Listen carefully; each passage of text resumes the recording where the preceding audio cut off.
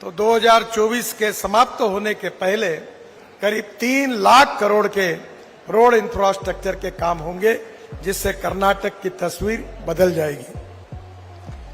विशेष रूप से मुझे खुशी है कि 6 लेन हाईवे की लेंथ 772 किलोमीटर हुई है। 4 लेन हाईवे की लेंथ 2380 किलोमीटर है।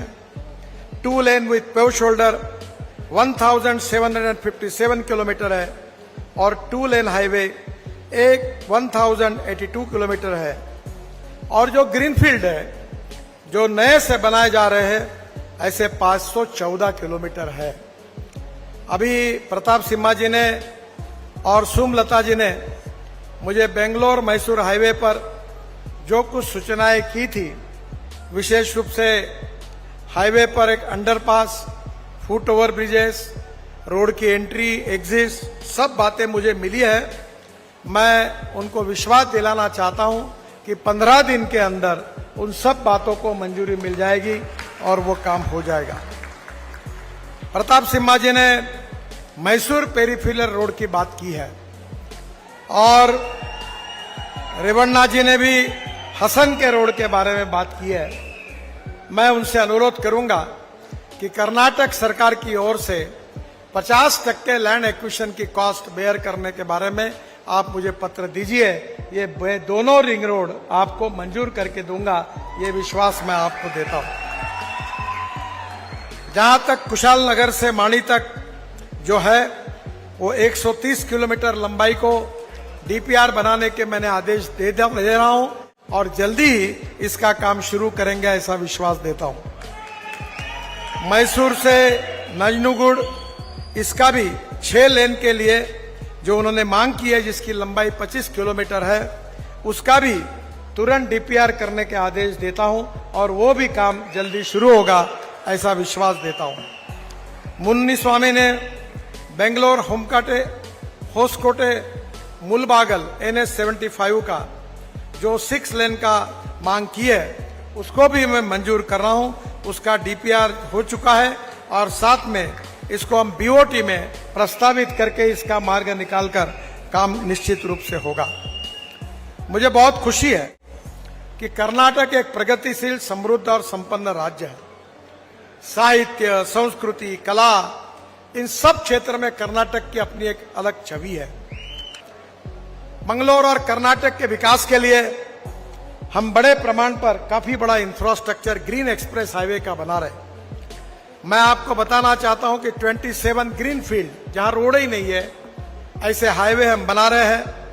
Total length of green field corridor is 10,000 kilometre and we are making the investment of 5,50,000 crore in Green Express Highway, out of which in Karnataka we have 607 kilometer costing 45,000 crore और वो 4 expressway Karnataka गुजर के जाते हैं। Bangalore Chennai 262 kilometre, इसकी cost 20,000 crore है और मैं कर्नाटक की जनता को विश्वास देना चाहता हूं कि अगले साल का जनवरी शुरू होने के पहले Karnataka Chennai express highway, Bangalore Chennai express highway शुरू हो जाएगा और 2 घंटे में चेन्नई से बेंगलोर जाना संभव हो जाएगा।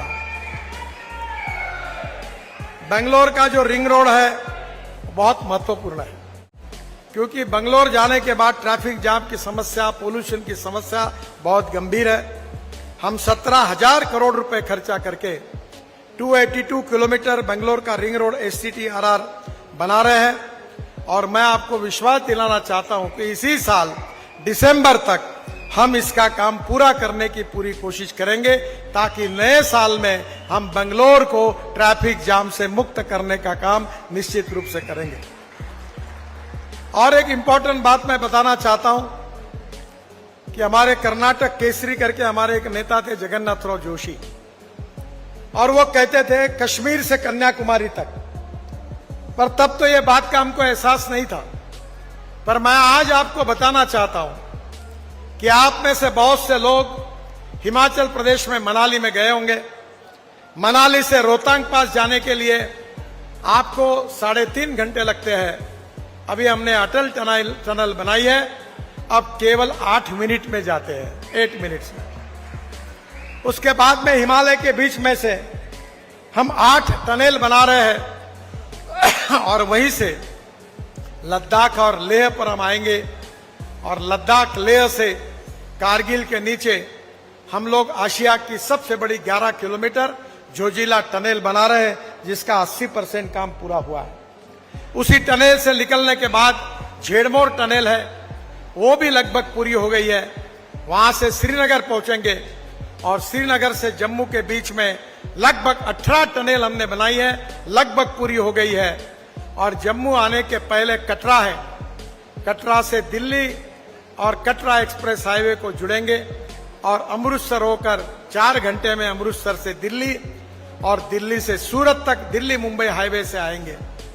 और उसके बाद हमारे मैसूर में हो, बेंगलोर में हो, मैंगलोर में है, हैदराबाद में हो, कोचीन, त्रिवेंद्रम, कन्याकुमारी, चेन्नई जाने के लिए हमको मुंबई से पूना और पूना से सोलापुर और कोल्हापुर जाना पड़ता था, पर अब दिसंबर के बाद जाने की जरूरत नहीं पड़ेगी। सूरत से निकलकर नासिक, नासिक से अहमदनगर, अहमदनगर से सोलापुर, सोलापुर से कर्नूल और कर्नूल से बेंगलोर, मैसूर, मैंगलोर, कोचीन, त्रिवेंद्रम, हैदराबाद और कन्याकुमारी और चेन्नई तक चले जाएंगे। और जिसके कारण चेन्नई से लेकर दिल्ली तक का डिस्टेंस 320 किलोमीटर कम होगा, आपका भी डिस्टेंस कम हो जाएगा। ये कश्मीर से कन्याकुमारी यह सपना पूरा होगा। आज जो बंगलोर चेन्नई एक्सप्रेस हाईवे है वो निश्चित रूप से बहुत बड़ा विकास कर्नाटक के लिए उपयोगी होगा। हमारा जो रिंग रोड है बंगलोर का सैटेलाइट टाउनशिप को जोड़ने वाला, इसमें से कर्नाटक के भीतर रामनगर, बेंगलोर ग्रामीण और बेंगलोर सिटी से गुजरता है। और मुझे विश्वास है कि इसमें से होसकोटे, देवनहल्ली, दोडावल्लापुर, रामनगर, कनकपुरा और अनेकल, यहाँ नेलमंगला में बनने वाले बंगलोर एमएमपी को भी इस पे कनेक्टिविटी मिलेगी। और ये प्रोजेक्ट जो है चेन्नई पोर्ट और कृष्णपट्टनम पोर्ट को भी जुड़ेगा, जिसमें कर्नाटक के विकास में इसके कारण बहुत बड़ा उपयोग होगा। मैं आपको और एक बात का विश्वास देना चाहता हूं कि हमने बेंगलोर मैसूर एक्सप्रेस हाईवे बनाया। जब यह हाईवे बनाने की बात आई थी तो हाईवे के रोड पर गांव थे, अनेक बिल्डिंग को एक्वायर करना पड़ता था और हमने ये निर्णय किया कि हर गांव को हम अंडरपास बाईपास करेंगे और हमने ये हाईवे बनाया।